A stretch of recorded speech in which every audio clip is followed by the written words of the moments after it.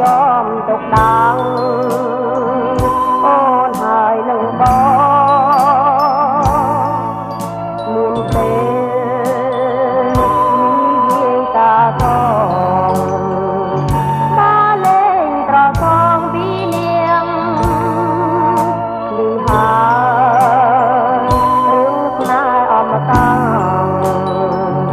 នៃអូននឹង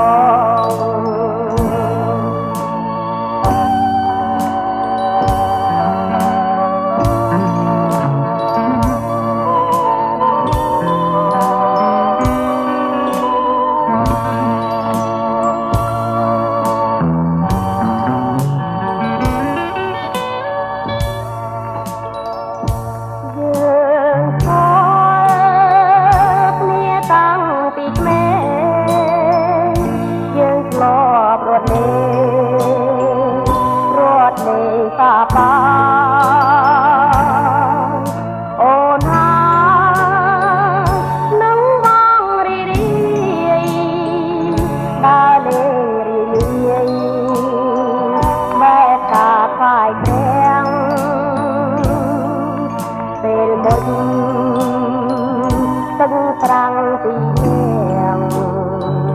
បងហើយបែកគូកាយោយើងលេ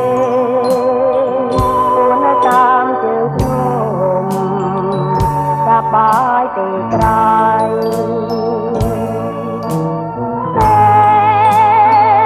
យើងធំពេញវ័យ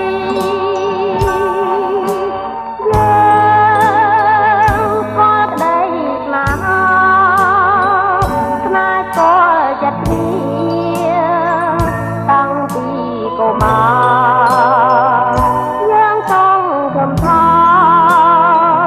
ជួបគ្នាលោកតាតាំងពីនោះមកកាលណាញាតាបិតាយើងទាំងពីរនាក់លោកប្រ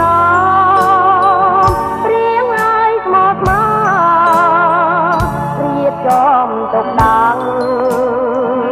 អូនហើយនឹងបងមានពេ